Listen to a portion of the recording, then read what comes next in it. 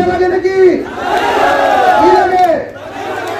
বিড়ালের বাচ্চা না বাবার বাচ্চা লাগে?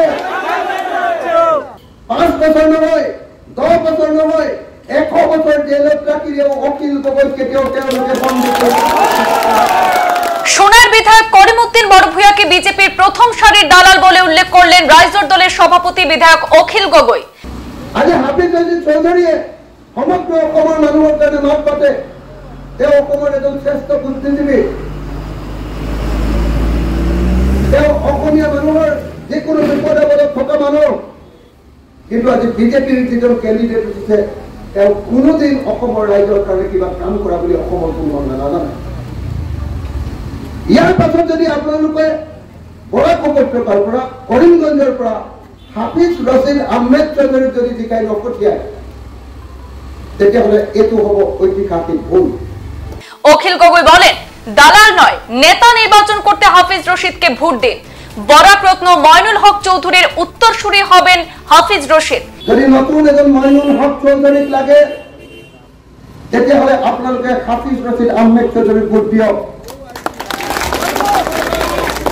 বৰাক উপত্যকাৰ যদি এজন নতুন নেতা লাগে তেতিয়াহ'লে হাফিজ ৰছিদ আহমেদ চৌধুৰীক আপোনালোকে ভোট দিয়ক।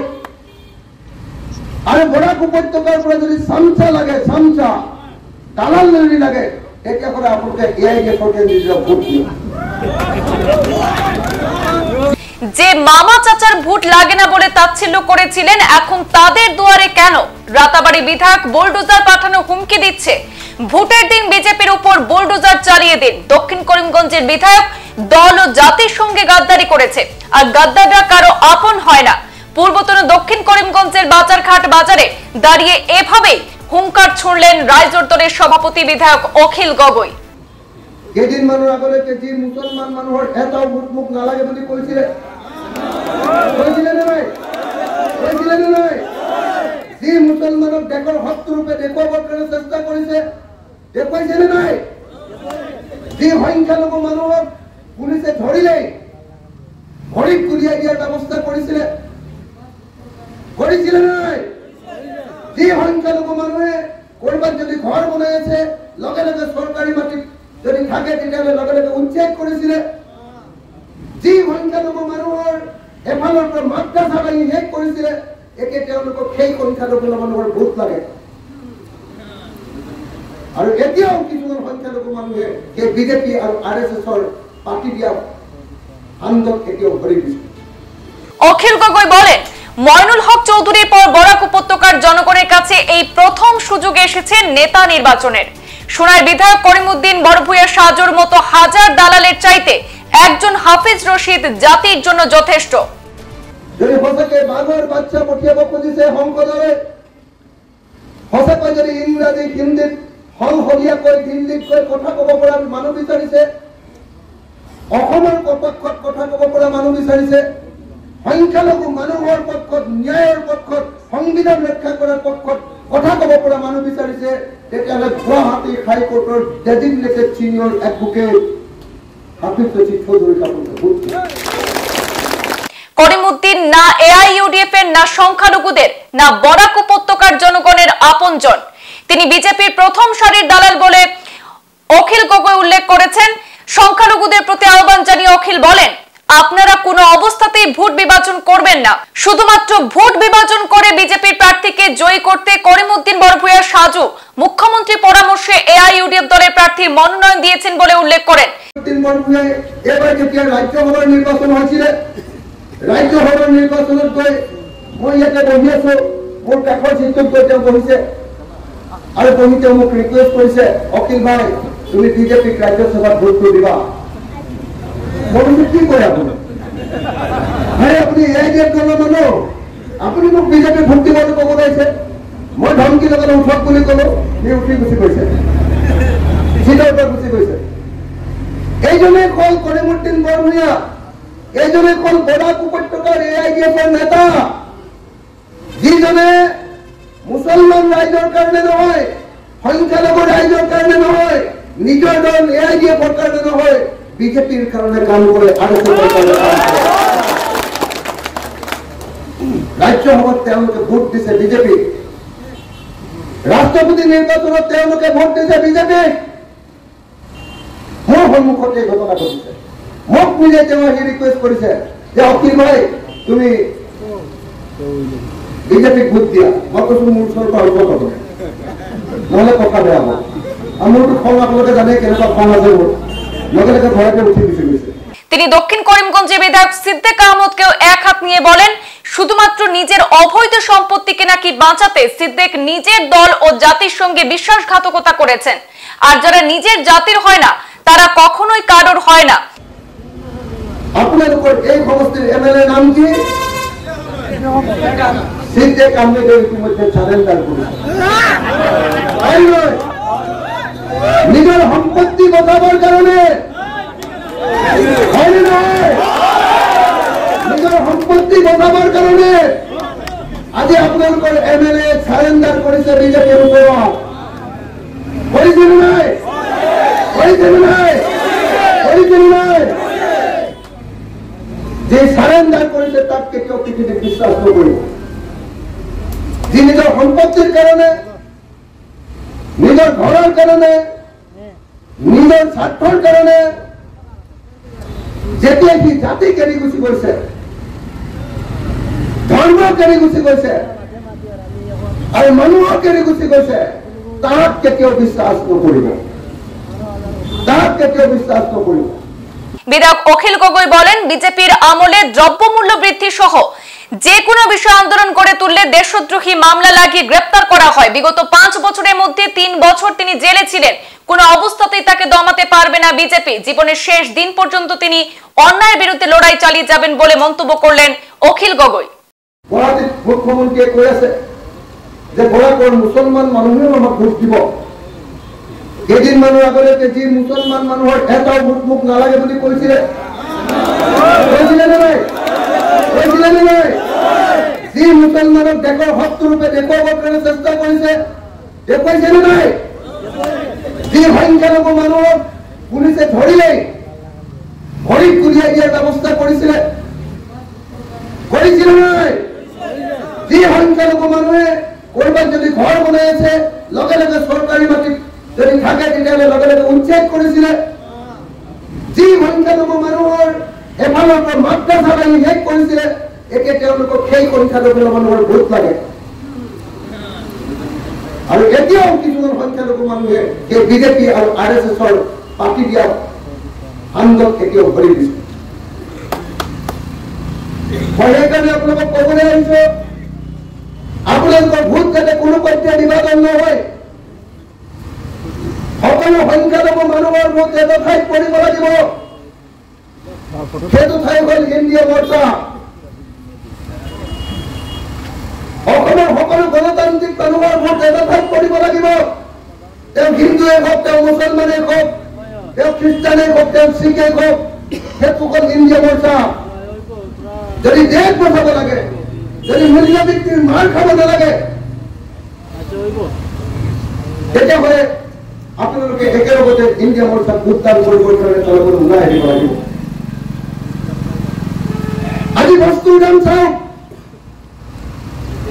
আগতে 1 কিলো মচুৰ দাইল কিনি খাইছিলো 45 পৰা 47 ভিতৰত, 45 টকাৰ পৰা 47 টকাৰ ভিতৰত 1 কেজি মচুৰ দাইল আছিলে।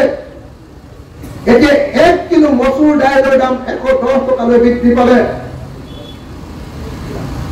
1 লিটাৰ মিঠাতেলৰ দাম আছিলে 70 টকাৰ পৰা 80 টকা। আজি 1 লিটাৰ মিঠাতেলৰ দাম 220 টকা 20 টকালৈ বৃদ্ধি পালে। 1 কিলো নমকৰ দাম আছিলে, লৱণৰ দাম আছিলে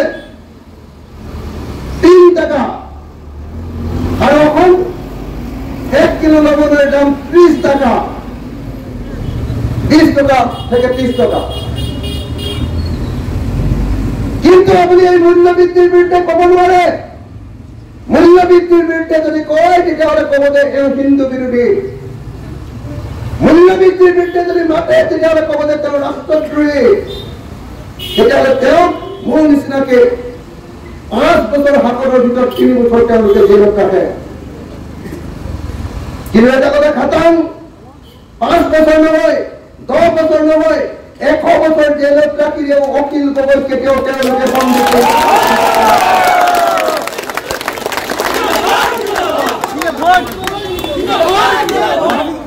মই আপোনালোকক ক'ব খুজিছো আজি AIDF ইয়াত কেণ্ডিডেট দিছে AIDF MLA কৰিমুদ্দিন বৰভূঞে এবাৰ যেতিয়া AIDF MLA কৰিমুদ্দিন বৰভূঞে এবাৰ যেতিয়া ৰাজ্যসভাৰ নিৰ্বাচন হৈছিল ৰাজ্যসভাৰ নিৰ্বাচনত গৈ মই ইয়াতে বহি আছো মোৰ কাষৰ চিটত গৈ তেওঁ বহিছে আৰু বহি তেওঁ মোক ৰিকুৱেষ্ট কৰিছে অখিল ভাই তুমি বিজেপিক ৰাজ্যসভাত ভোট দিবা মই কি কৰে আপুনি ভাই আপুনি AIDF দলৰ মানুহ আপুনি মোক বিজেপি ভোট দিবলৈ ক'ব লাগিছে মই ধমকি লগালে উঠক বুলি ক'লো সি উঠি গুচি গৈছে চিটৰ পৰা গুচি গৈছে এইজনে কল কৰিমুদ্দিন বৰভূঞা এইজনে কল বৰাক উপত্যকাৰ AIDFৰ নেতা যিজনে মুছলমান ৰাইজৰ কাৰণে নহয় সংখ্যালঘু ৰাইজৰ কাৰণে নহয় নিজৰ দল AIDFৰ কাৰণে নহয় বিজেপিৰ কাৰণে কাম কৰে RSSৰ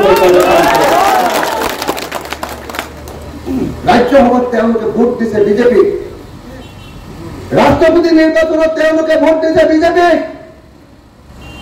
মোৰ সন্মুখতে এই ঘটনা ঘটিছে মোক নিজে তেওঁ ৰিকুৱেষ্ট কৰিছে যে অখিল ভাই তুমি বিজেপিক ভোট দিয়া মই কৈছো মোৰ ওচৰৰ পৰা অল্প পাব নহ'লে কথা বেয়া হ'ব আৰু মোৰতো খং আপোনালোকে জানে কেনেকুৱা খং আছে মোৰ লগে লগে ঘৰতে উঠি গুচি গৈছে তো আপোনালোকক সেইকাৰণে অনুৰোধ কৰিবলৈ আহিলো সত্য ৰাইজ যদি নতুন এজন মইনুল হক চৌধুৰীক লাগে তেতিয়াহ'লে আপোনালোকে হাফিজ ৰছিদ আহমেদ চৌধুৰীক ভোট দিয়ক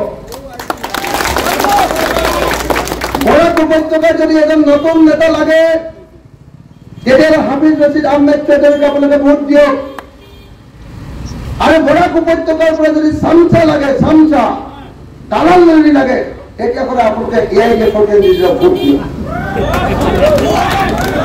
কি লাগিব আপোনালোকক বাঘৰ বাচ্চা লাগে নেকি কি লাগে বিড়ালেৰ বাচ্চা না বাঘৰ বাচ্চা লাগে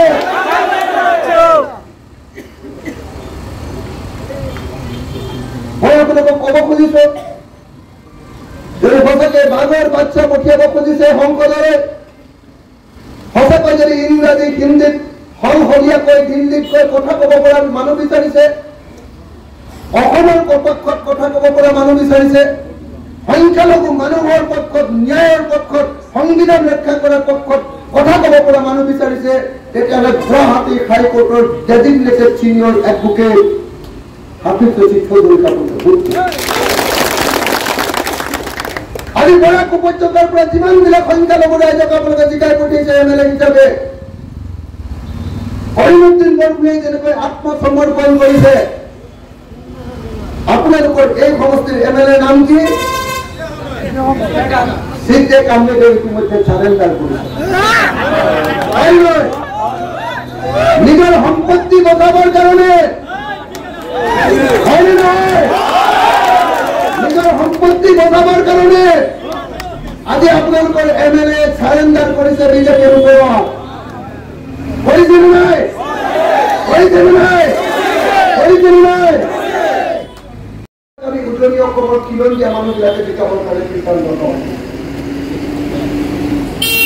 এতিয়া মই হাইলাকান্দি আৰু কৰিমগঞ্জ জিলাৰ মানুহক ক'বলৈ আহিছো যে সত্য ৰাইজ সমগ্ৰ ভাৰতত হাৱা আহিছে সমগ্ৰ ভাৰতৰ মানুহে চিন্তা কৰিছে যদি ভাৰতক বচাব লাগে ভাৰতৰ গণতন্ত্ৰ বচাব লাগে ভাৰতৰ সংবিধান বচাব লাগে আৰু ভাৰতৰ মানুহক বিজেপিৰ সাম্প্ৰদায়িক নীতিৰ পৰা যদি বচাব লাগে তেতিয়াহ'লে একমাত্ৰ ৰাস্তাটো হ'ল ইণ্ডিয়াৰ পাৰ্টীসকলক ভোটদান কৰা আপোনালোকে সকলোৱে জানে এইবাৰ যদি বিজেপিৰ চৰকাৰ হ'বলৈ কয় এইবাৰ যদি বিজেপিৰ চৰকাৰ হ'বলৈ কয় ভাৰতৰ সংবিধান তেওঁলোকে বদলাই পেলাব এইবাৰ যদি বিজেপিৰ চৰকাৰ হ'বলৈ কয় ভাৰতবৰ্ষ আৰু পৃথিৱীৰ আটাইতকৈ বৃহত্তম গণতন্ত্ৰ হৈ আৰু নাথাকিব ভাৰতবৰ্ষ হৈ পৰিব হিন্দু মৌলবাদীবিলাকৰ দেশ গতিকে এনেকুৱা পৰিস্থিতিত যিবিলাকে ধৰ্মনিৰপেক্ষতাত বিশ্বাস কৰে যিবিলাকে গণতন্ত্ৰত বিশ্বাস কৰে মই তেওঁলোক সকলোকে আহ্বান জনাইছো এটাও ভোট লোকচান নকৰিব এটাও ভোট যাতে বিজেপিৰ পক্ষত নাযায় আৰু বিজেপিৰ দালাল বিজেপিৰ বন্ধু আৰু বিজেপিৰ চুত ভাই এই দেশৰ পক্ষত যাতে এটাও ভোট নাযায় তাৰ মই এইকেইটা কথা ক'বৰ কাৰণে আপোনালোকৰ ওচৰলৈ আহিছো আমি উজনি অসমৰ মানুহে এবাৰ ইণ্ডিয়াক জিকাই দিম ইণ্ডিয়া মৰ্চাক জিকাই দিম আমি গৌৰৱ গগৈক জিকাম আমি লুৰিণ জ্যোতি গগৈক জিকাম আপোনালোকৰ ইয়াতো এজন যোগ্যজন মানুহ আহিছে তেওঁৰ নাম হাফিজ ৰছিদ আহমেদ চৌধুৰী তেওঁক অসমৰ সকলো মানুহে চিনি পায় আপোনালোকৰ AIDFৰ কেণ্ডিডেটজনক অসমৰ কোনো মানুহে চিনি নাপায় আজি হাফিজ ৰছিদ চৌধুৰীয়ে সমগ্ৰ অসমৰ মানুহৰ কাৰণে মাত পাতে তেওঁ অসমৰ এজন শ্ৰেষ্ঠ বুদ্ধিজীৱী